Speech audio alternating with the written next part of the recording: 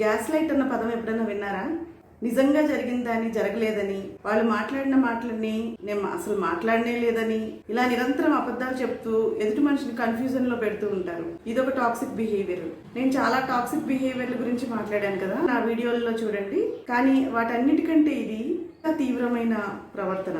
ఈ gas lighting అనే పదం 1938లో గ్యాస్ లైట్ అనే ఒక నాటకం నుంచి వచ్చింది. అందులో ఏంటంటే భర్త భార్య పదే పదే తనకి పిచ్చి ఉంది అలా చెప్పి అందరితో భార్యని పిచ్చాసుపత్రిలో చేర్పించి భార్య ఆస్తంతా కాజేస్తాడు. అలా స్టార్ట్ అయింది. అబద్ధాలని నిజాలన్నట్టుగా మన కన్ఫ్యూజన్ అయ్యే విధంగా మనతో ఒప్పిస్తూ ఉంటారు. నిజంగా వాళ్ళు ఒక మాట మాట్లాడి ఉంటారు. నా మాట మాట్లాడావు కదా అని మీరు అడిగారు అనుకోండి, నేను ఇప్పుడు అలా అన్నాను, నువ్వేదో తప్పు అర్థం చేసుకున్నావు, ఇలాగా అబద్ధం చెప్పేస్తారు. అలాగే జరిగిన విషయాన్ని కూడా అలా ఏం జరగలేదు, నువ్వేం విన్నావో ఏం చూసావో అనేస్తారు. నిజంగా అది జరగలేదా, నేనే తప్పుగా అర్థం చేసుకున్నానా, తప్పుగా విన్నానా, ఇలా మన మీద మనకు అనుమానం వస్తుంటుంది. ఇది వాళ్ళు మనల్ని కావాలని సెల్ఫ్ డౌటింగ్ లో పెట్టడానికే చేస్తారు. మన జ్ఞాపక శక్తిని, మన సామర్థ్యాన్ని, మన పనితనాన్ని మనకే తక్కువగా చూపిస్తూ నిజంగా నా విలువ ఇంతేనేమో అని మనం భ్రమలోకి వెళ్ళిపోతాం. నువ్వు ఇది చేయలేవులే, ఈ విషయంలో నువ్వు వీక్, చాలా ఎక్కువ ఆలోచిస్తావు, నువ్వు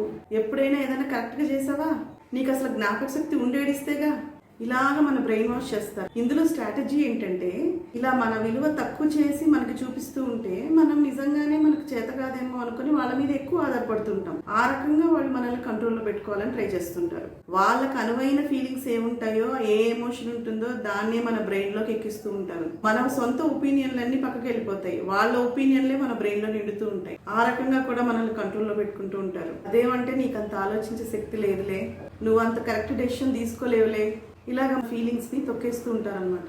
ఇంకొక ముఖ్య లక్షణము, వాళ్ళలో జవాబుదారీతనం ఉండదు. వాళ్ళు తప్పు చేస్తే తప్పు చేశామని ఒప్పుకోరు, సారీ చెప్పడాలు అలాంటివి అసలే ఉండవు. ఇంకా ఒక్కోసారి రివర్స్ లో నా వల్ల ఏం జరగలేదు, అది నువ్వు చేసిన పొరపాటే అంతా అంటారు. ఇలా గ్యాస్ లైటింగ్ చేసే వాళ్ళు ఎందుకు ఇలా ప్రవర్తిస్తారు? ముఖ్యంగా పార్ట్నర్ గాని ఎవరినైనా గానీ కంట్రోల్లో పెట్టుకోవడానికి ఇలాంటివి మాట మార్చే పనులు, అబద్ధాలు చెప్తుంటారు. వాళ్ళు ఈగో సాటిస్ఫై చేసుకోవడానికి కూడా అబద్ధాలు చెప్తుంటారు. వాళ్ళు ఎప్పుడు తప్పు ఒప్పుకోవడానికి రెడీగా ఉండరు. ఆర్గ్యుమెంట్ ఓడిపోతున్నామని తెలిస్తే అబద్ధం చెప్పేస్తుంటారు.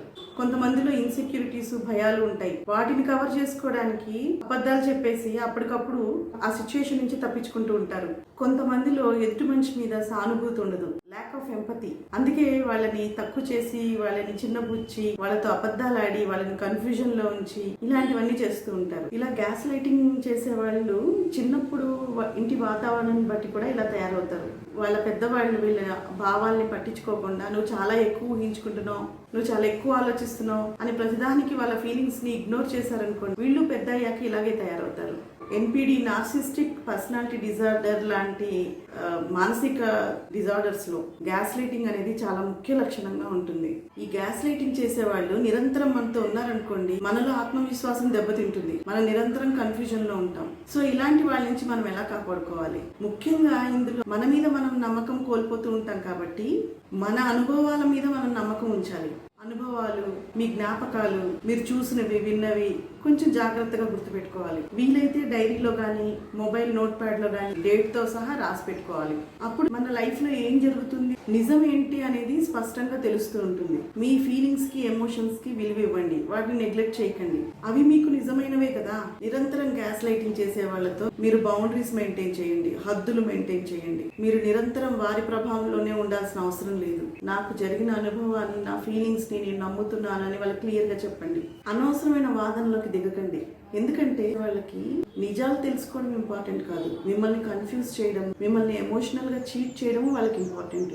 గ్యాస్ లైటింగ్ చేసే వాళ్ళు మీ పార్ట్నర్లు కానీ క్లోజ్ రిలేషన్షిప్ లో ఉన్నారనుకోండి, మీ మానసిక స్థితిని చాలా జాగ్రత్తగా కాపాడుకోండి. ఇతర ఫ్యామిలీ మెంబర్స్ తో కానీ, ఫ్రెండ్స్ తో కానీ, ఫ్యామిలీ కౌన్సిలర్స్ తో కానీ సిచ్యుయేషన్స్ చర్చించండి. దాని ద్వారా మీకు ఆత్మవిశ్వాసం పెరుగుతుంది, మీ బ్రెయిన్ లో క్లారిటీ వస్తూ ఉంటుంది, పరిస్థితులను మీరు క్లియర్ గా అర్థం చేసుకోగలుగుతారు. రిలేషన్స్ లో ఇలాంటి టాక్సిక్ బిహేవియర్స్ గురించి తెలుసుకోవాలనుకుంటే ఛానల్ సబ్స్క్రైబ్ చేసుకోండి, లైక్ చేయండి, షేర్ చేయండి. Thank you.